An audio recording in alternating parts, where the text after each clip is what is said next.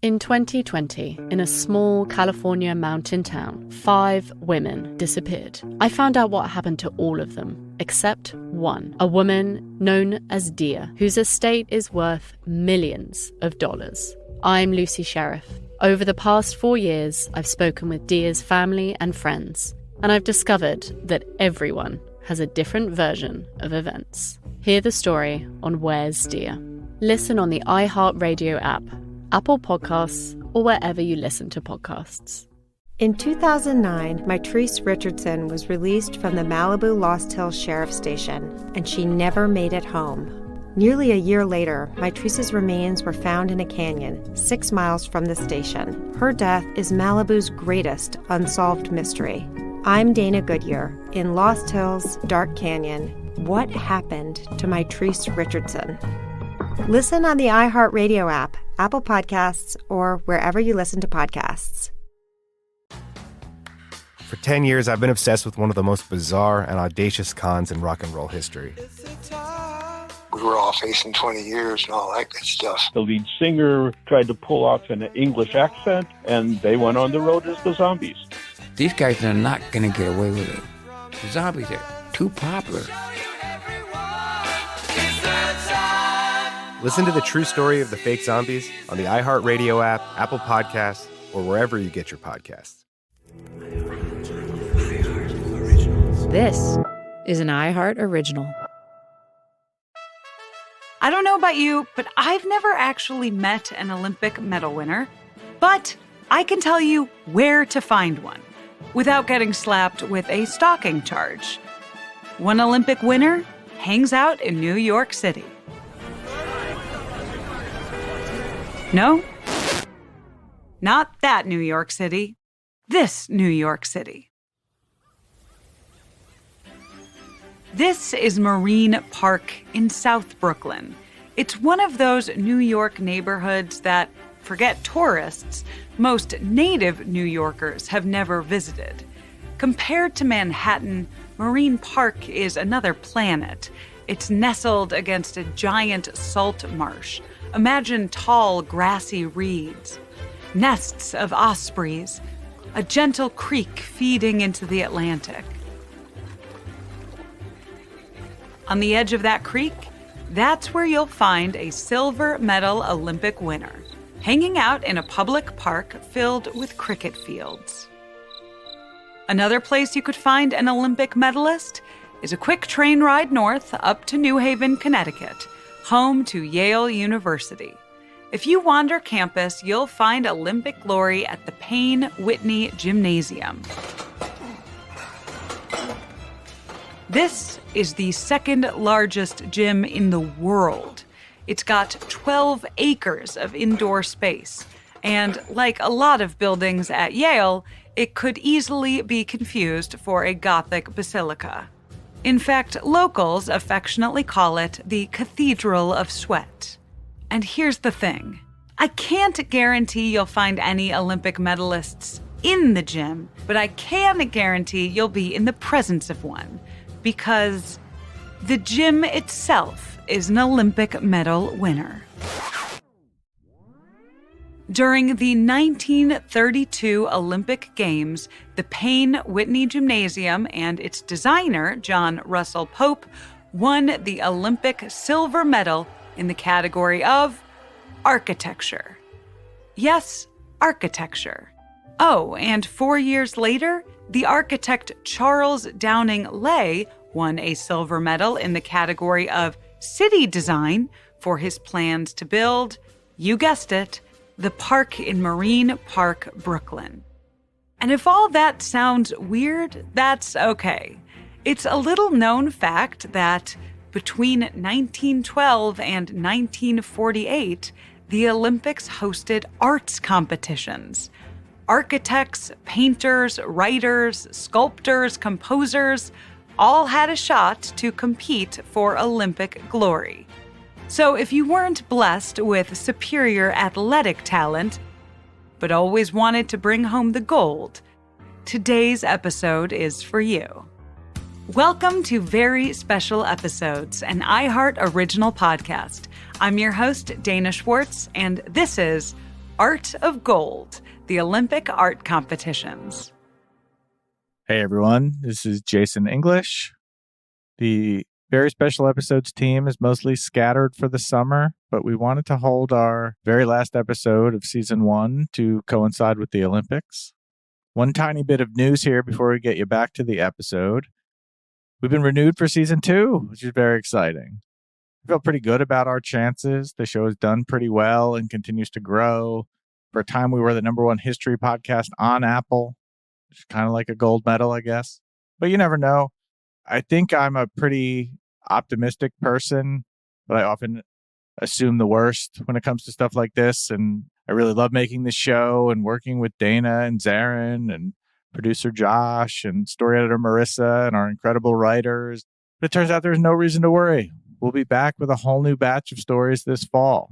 I believe October 2nd we're targeting. Don't hold me to that. But we'll be back in a couple months. And that's enough about us. Let's get back to the Olympics. We're going to take you back to a time when you could win gold for something that didn't require insane athletic ability. I want to introduce you to the guy who invented the modern Olympics, Pierre de Coubertin. Born in the 1860s, Coubertin was a French aristocrat. He was stuffy and reserved, and frankly, he looked the part. I mean, you could land an airplane on this guy's mustache. At some point in the 1880s, Coubertin became enamored with a newfangled idea called physical education. At the time, there was a growing school of thought that suggested athletic competition could develop a young person's moral character. Proponents called it athletic chivalry. And there were spiritual connotations too. Many argued that melding muscle and mind could bring people closer to God.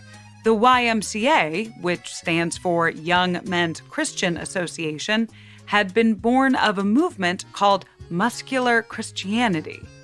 Coubertin was in the middle of all of this, and it reminded him of something that only existed in the dusty pages of history books. Centuries ago, the ancient Greeks had celebrated these same virtues by putting on an athletic competition called the Olympics. The ancient games died out around the year 393. But Coubertin wondered, what if we brought it back? So it's around 1892 to 1894 that he makes his first pitches in favor of the Olympics. That's Miles Osgood. I'm a lecturer at Stanford for the Structured Liberal Education program, where I teach literature and philosophy and art history. Miles is also an expert on the Olympic art competitions.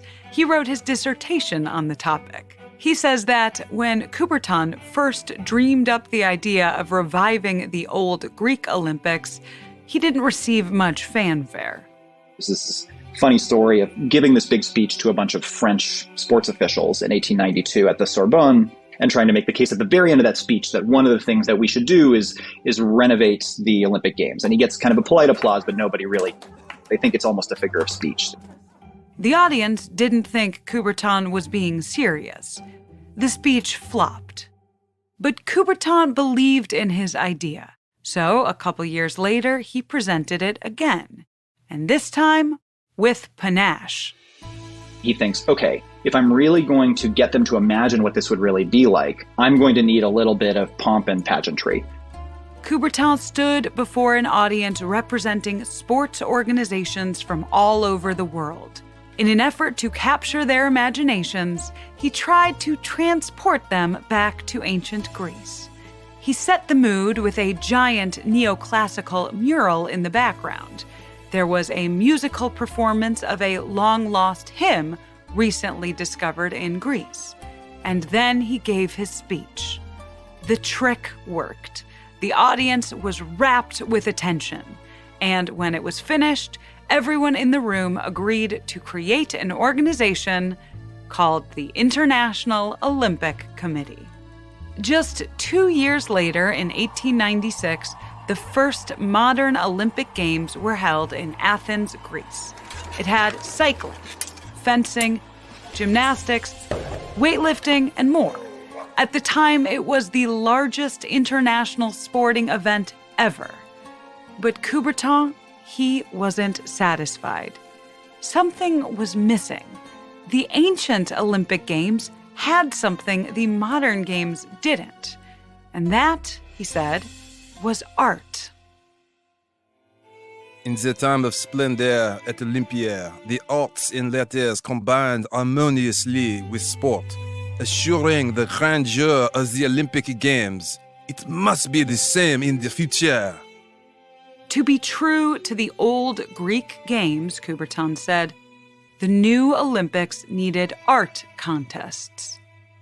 There is only one difference between our Olympiads and plain sporting championship, and it is precisely the contest of art as they existed in the Olympiads of ancient Greece.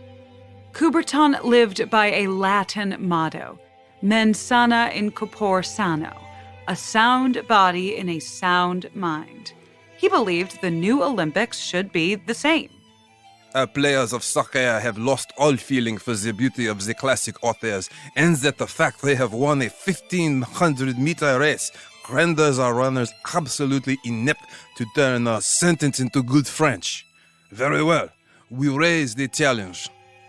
For Coubertin, the Olympics always had to be a pedagogical project for sort of improving and broadening the minds of the youth in addition to their bodies. And it was a political project that was in line with his democratic values and internationalism. There was just one problem with Coubertin's vision. It was factually wrong. At Olympia, it didn't have specifically the contests and awards for artists as there might have been at some of the minor games. The ancient Greeks hosted 4 different athletic festivals. There was the big one, the Olympics, which honored Zeus. But they also hosted the Pythian, Nemean, and Isthmian Games. My favorite, by the way, is the Nemean Games because the winners received a wreath made out of celery. At these smaller games, the Greeks indeed did host arts competitions. So at the ancient Pan-Hellenic Games, there were these contests known as the Musikos Agon, or musical competitions or artistic competitions. The winners in the minor games, for instance, a celery-wearing flute player, would get an invite to perform at the Olympics. So it was kind of a cultural festival at Olympia. There were artists everywhere. There were the winning musicians, of course, but there were also sculptors who would memorialize the winning athlete in stone. And there were lots of poets recording the events in verse, including one guy named Pindar. Pindar, the famous poet of that period and of those games, this meant reciting odes in celebration of victors at the games. Just as water is the most precious of all elements, just as gold is the most valuable of all goods, and just as the sun shines brighter than any other star, so shines Olympia, putting all other games into the shade. Pindar also wrote poems for the winning athletes. He wrote verses for Hippocles of Thessaly, winner of the long foot race, and a poem for Megacles of Athens for hitting the finish line first with his chariot. And of course, who can't forget his ode to a boy boxing champion? Son of Archestratos, Agesidamus, know certainly that for thy boxing I will lay a glory of sweet strains upon thy crown of golden olive. Much like how we play the winner's national anthem after an Olympic win, at the ancient games, the athletes got to hear Pindar's celebratory poems read out loud. He might have followed certain victors to their home cities so that the home city could have a moment of celebration and hear Pindar's ode. So while Pierre de Coubertin might have been fuzzy on the technical details of the old arts competitions, he wanted the new Olympics to have the same merit. And frankly, he felt pretty strongly about it. We absolutely must organize art competition. If not, Olympism will fail. After all, who knows? Maybe a modern Pindar was out there waiting to woo the world with his poems.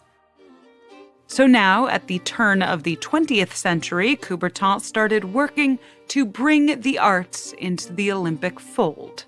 It was, frankly, perfect timing. 120 years ago, artists started to embrace the idea of turning art into a competition. There are a number of writers like Paul Valéry who start to think, oh, maybe the future of literature will be that of a sport.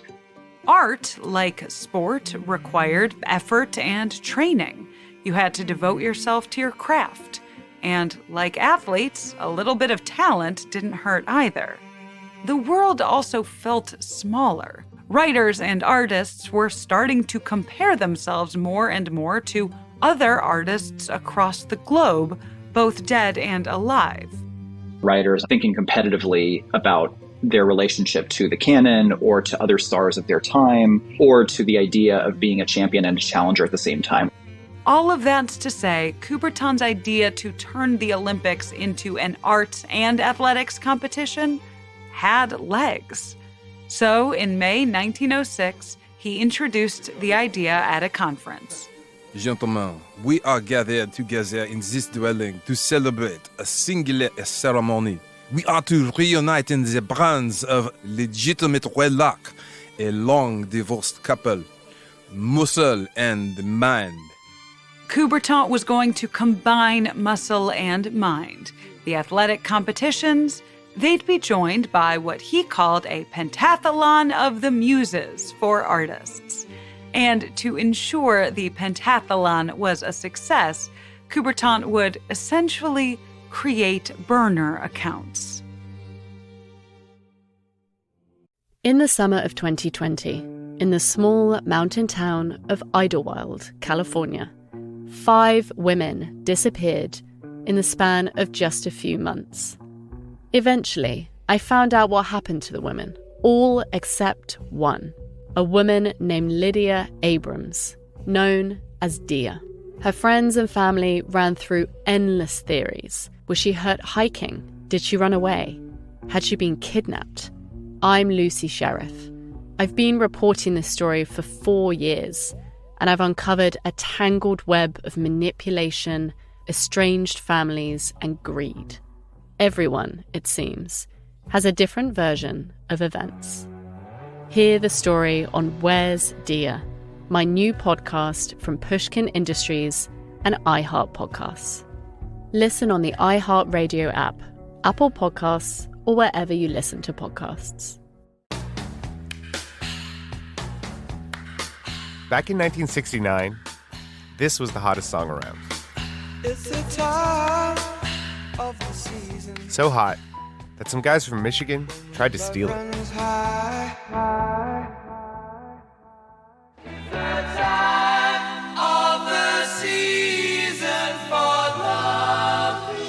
My name is Daniel Ralston. For 10 years, I've been obsessed with one of the most bizarre and audacious cons in rock and roll history. A group would have a hit record, and quickly they would hire a bunch of guys to go out and be the group. People were being cheated on several levels. After years of searching, we bring you the true story of the fake zombies. I was like blown away. These guys are not going to get away with it. Listen to the true story of the fake zombies on the iHeartRadio app, Apple Podcasts, or wherever you get your podcasts. On September 17, 2009, 24-year-old Mitrice Richardson was released from the Malibu Lost Hills Sheriff's Station. She had no money, no phone, and no ride. She walked out of the station and into the night, and she never made it home. Nearly a year later, Mitrice's naked, skeletonized remains were discovered in a canyon 6 miles from the station. I'm Dana Goodyear. 5 years ago, I started reporting on the Mitrice Richardson case. Everyone knows something horrible happened to Mitrice. Nothing about her case makes sense. And for 15 years, the Sheriff's Department has failed to solve it. In Lost Hills Dark Canyon, we're investigating what happened to Mitrice Richardson. Listen to Lost Hills Dark Canyon on the iHeartRadio app, Apple Podcasts, or wherever you listen to podcasts.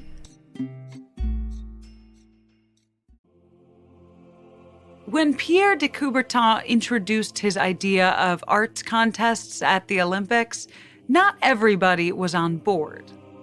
Coubertin met resistance in the early years to this idea. He was trying to put out newspaper articles and magazine articles and speeches in favor of an Olympic art program. That, again, is Miles Osgood of Stanford. And he says that Pierre de Coubertin would not be dissuaded. With his sights set on the 1912 Games in Stockholm, he kept pushing for the idea of arts competition. And the arts, they pushed back. Coubertin had trouble getting the world's greatest artists to believe him. Look no further than the gold medal winner of the 1912 literature contest. The winners, two guys from France and Germany, George Horrod and Martin Eschbach.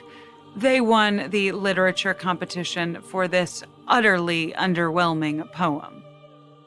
O sport, pleasure of the gods, essence of life, you appeared suddenly in the midst of the grey clearing, which rise with the drudgery of modern existence, like the radiant messenger of a past age, when mankind still smiled. It's an overblown and slightly ridiculous poem. It proceeds praising sport over and over. So, oh sport, you are beauty. Oh sport, you are peace. Oh sport, you are fecundity, where he gets into some of that problematic Lamarckian eugenics material. There's a whole section in the poem where the writers talk about destroying, quote, unhealthy seed and correcting the flaws which threaten its essential purity, which, looking back, is a bit oof. The whole eugenics thing aside, this poem highlighted another big problem with the early Olympic art contests. Like, come on, have you ever heard of the poets George Horrod and Martin Eschbach? Of course you haven't, because neither of them was even real. The real author of the poem was Pierre de Coubertin. In 1912, when Coubertin submits a poem to the Stockholm for the first Olympic art competitions, he decides to conceal the fact that as the founder of the Games, it's him submitting a poem by using two pseudonyms. In other words, the original artistic contests were so poorly attended and so underwhelming that the founder of the Olympics boosted the numbers by entering himself into the competition. And the competition was so bad, he won gold, which today might have been something of a scandal. It seems to have kind of gotten swept under the rug somehow. I think he revealed it about 7 years later. The fact that there was never any scandal, however, points to just how low stakes those original arts contests were. During these 1912 games, there were around just 35 entrants in all categories, and only 4 artists competed in the painting contest. It wasn't a total failure, of course. There were some big names in the fray. Jean-François Raffaelli, a friend of the superstar French impressionist Edgar Degas, competed, but lost. And in the sculpture category, Rembrandt Bugatti, who was then regarded as the next coming of Leonardo da Vinci, also competed. Oh, and lost. An interesting twist that you might enjoy for pub night trivia, Bugatti lost to an American sculptor named Walter Winans, who happens to be just one of 2 people to have won an Olympic medal in both art and athletics. Not only did his sculpture win the gold, but years earlier, he took home a medal in pistol shooting. Anyway, over the next few years, the Olympic art contests continued to sputter. In 1916, World War I interrupted the Games. There were no art contests to be held. And during the 1920 Games in Antwerp, Belgium, the judging in the arts competition was a bit shall we say, biased. The art competitions were just an opportunity to celebrate local Belgian artists. About 6 of the 11 who won medals were Belgians.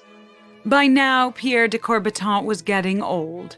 He announced that the 1924 Games in his beloved home of Paris would be his last to organize, and he vowed to go out with a bang.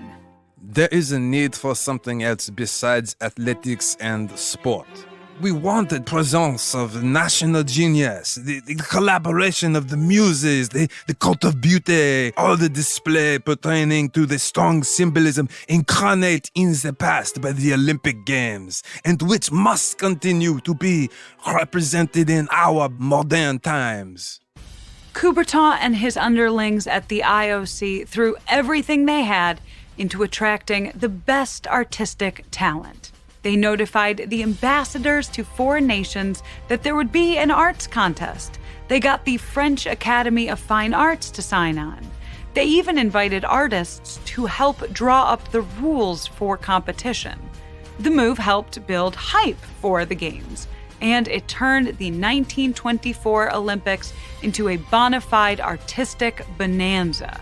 1924 is a pivot in a direction of trying to attract more highbrow talent. This included some big-name judges, too. You've got Stravinsky, Bartók, and Ravel in music. You've got Valéry, Edith Wharton, and Maurice Maeterlinck in literature. Now, this had a way of enhancing the talent entering the contests. Artists realized, hey, Stravinsky will hear my song, or hey, Edith Wharton will read my poem. They hopped at the chance to have their work reviewed by household names. People like Robert Graves, the famous British war poet, submitted some verses. Jack B. Yeats, arguably the most famous painter in Irish history, and the brother of poet William Butler Yeats, entered and won silver. You get these wonderful submissions by Henri de Montherlant, whose Olympic book was actually at the top of many people's lists to win the Prix Goncourt, kind of the equivalent of the Pulitzer Prize in France that year. In addition to the contests, there was a huge cultural festival that brought in big-name artists who, while not competing for medals, were showing off their stuff for Olympic audiences. Take, for instance, this show at the Champs-Élysées Theater. Including a collaboration of modernists, Jean Cocteau, Darius Milhaud, one of the members of Les Six, the 6 major composers, Coco Chanel, and Pablo Picasso, and the cubist Henri Laurent, all contributing together to put on a ballet that is about beachside athletes on the French Riviera. All of that's to say, the 1924 arts competition was a hit.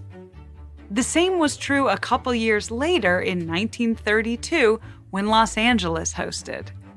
Los Angeles globalizes the Olympics in a way that they hadn't reached before. Now we're getting Japanese athletes and Japanese artists. Now we're getting athletes and artists from Latin America.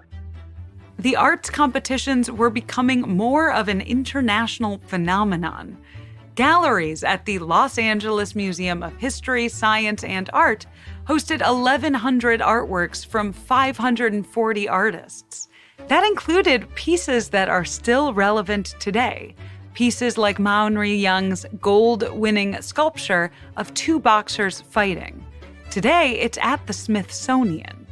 Or a medal-winning sculpture by Frederick MacMonnies, celebrating the first transatlantic flight. Today, that work is at the Met. Visitors came to see these and other works by the thousands. So all of that leads to an exhibition that is attended by almost 400,000 visitors, which is a scale that hadn't been reached before. The Los Angeles Games were a triumph of Coubertin's original vision, a spectacle of muscle and mind. And then the 1936 Olympics happened in Berlin, Germany. France refused to participate in the arts competitions. Britain, too. So the Nazis did not want the Olympics at first, right? Hitler at first wanted nothing to do with it. The spirit of internationalism, the democratic spirit that Coubertin put forth did not seem at all in line with, Nazi principles. But the Nazis changed their mind about that when they realized that the Olympics could be distorted in their favor. Because the Nazis noticed something about the previous Olympic Games. Despite the big names, despite the glitz and glamour and growing crowds, the artists who usually won the medals were not pushing the envelope. All of these amateur or academic artists that competed and won medals, their work looks a little bit boring or conservative or traditional or in some cases commercial, or just not very daring. And that's because of Pierre de Coubertin. Coubertin was an aristocrat and by nature had something of a 19th century mindset, which is a fancy way of saying he was a fuddy-duddy. Always taking the safe route of, okay, here's a new Pindaric ode, or here's a new Myronic classical sculpture, here's another kind of 19th century romantic or impressionist painting. Nothing that was really pushing the boundaries of the form. The Olympics, in other words, were not a place where the avant-garde flourished, which played nicely into the Nazis' ideology. This is a period where the Nazis are already interested in trying to distinguish what they deem to be degenerate art from state art, and especially neoclassical art. And the art competitions up to that point had already done a pretty good job of showing those two art movements as rivals and of upholding the more classical traditional standards of 19th century aesthetics or neoclassical aesthetics. So in some ways, the art competitions were a good fit for what Goebbels and Hitler and the rest of the Nazi ideologues maybe wanted to promote aesthetically. As a result, a lot of artists skipped the 1936 Olympics entirely, which apparently was a smart move.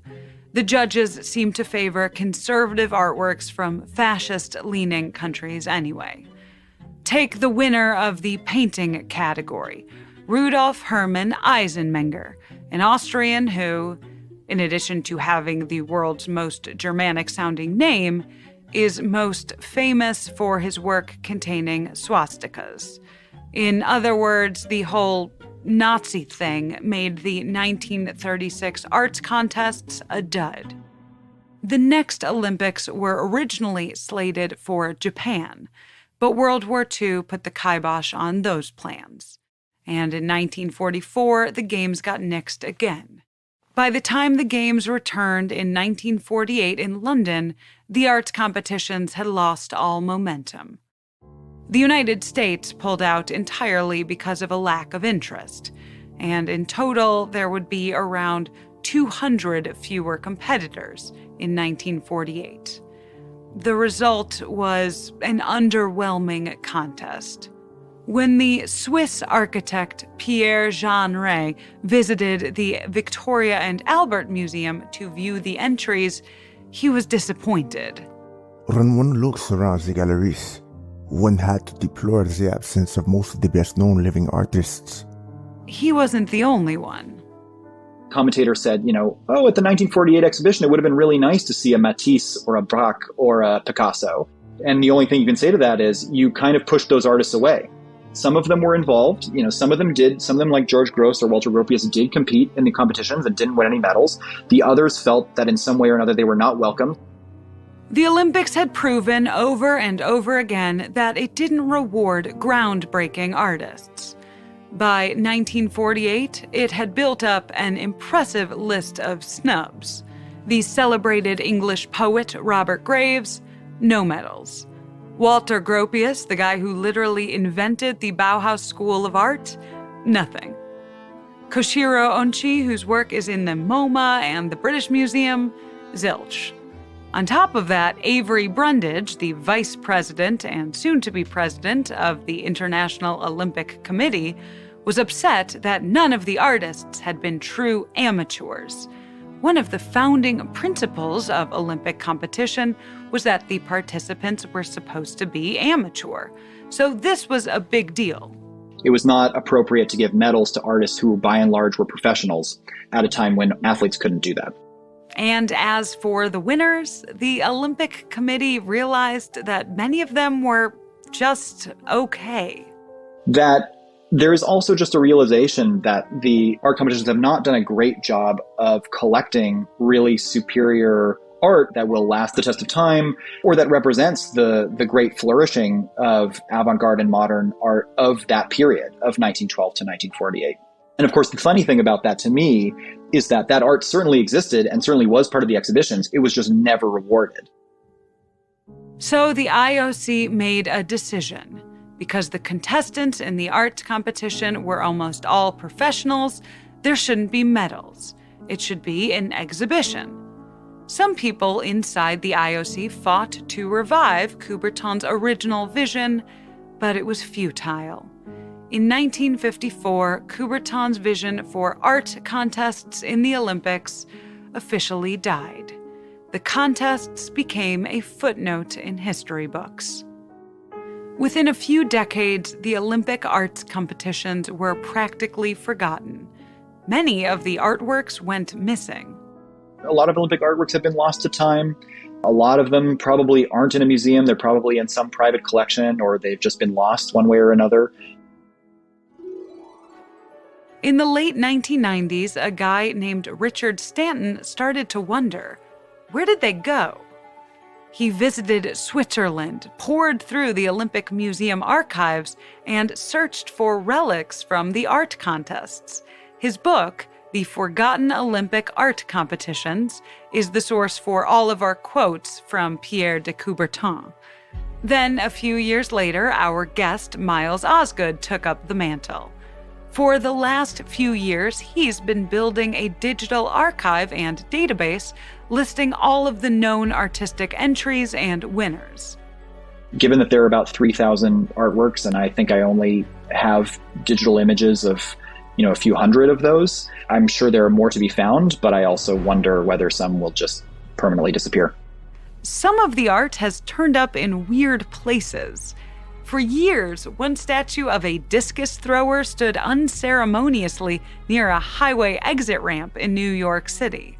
Another medal winner, made by a Disney illustrator, was donated to a high school before it went missing. But Miles has made some progress. So far, he's found 25 texts from the literature contests, plus 285 individual images from the painting, sculpture, and architecture. Many of these, the ones not in private collections, are housed at the Olympic Study Center in Lausanne, Switzerland. It's attached to a really lovely museum and just general set of grounds right on Lake Geneva. So it's not at all, sort of a subterranean Indiana Jones dusting off, something that's crumbling under your fingertips. It's very much the spirit of the original vision of the games of, let's study culture and run around and practice sport in beautiful locations where the harmony of the environment and the events happening on the micro scale are in some kind of alignment with one another. And as part of those beautiful outdoor grounds where you would go and eat your expensive Swiss sandwich, there are statues all around you that are casts of some of the Olympic artworks from the early 20th century. If you want to see some Olympic artworks for yourself, hop on a flight to Switzerland. And if that's too long of a haul, there's usually room on the ellipticals at the Payne Whitney Gym at Yale. And with that, we've officially made it to the end of season 1. Thank you for joining us both today and throughout the season. It's been an absolute blast making this show. Like I said at the top, we're hard at work on season 2. Look for that in October. If you need anything in these next few months, you can email the show, veryspecialepisodes@gmail.com. I want to thank Dana and Zarin for agreeing to do this in the first place and for being absolute pros. I want to thank producer Josh for wrangling the 10 or 12 episodes we have going at any given time. Story editor Marissa Brown, everyone who's writing and editing and researching. Let's hit the credits one more time. Very Special Episodes is made by some very special people. The show is hosted by Dana Schwartz, Darren Burnett, and me, Jason English. Today's episode was written by Lucas Riley. Our producer is Josh Fisher. Our story editor is Marissa Brown. Editing and sound design by Jonathan Washington and Josh Fisher. Mixing and mastering by Bahid Frazier. Original music by Elise McCoy. Research and fact-checking by Austin Thompson and Lucas Riley. Show logo by Lucy Quintanilla. We thank today's voice actors, Jonathan Washington, Josh Fisher, and Zarin Burnett. I'm your executive producer. Very Special Episodes is a production of iHeart Podcasts. We'll see y'all in October. In 2020, in a small California mountain town, 5 women disappeared. I found out what happened to all of them, except one, a woman known as Dia, whose estate is worth millions of dollars. I'm Lucy Sheriff. Over the past 4 years, I've spoken with Dia's family and friends, and I've discovered that everyone has a different version of events. Hear the story on Where's Dia? Listen on the iHeartRadio app, Apple Podcasts, or wherever you listen to podcasts. For 10 years, I've been obsessed with one of the most bizarre and audacious cons in rock and roll history. We were all facing 20 years and all that good stuff. The lead singer tried to pull off an English accent, and they went on the road as the Zombies. These guys are not going to get away with it. The Zombies are too popular.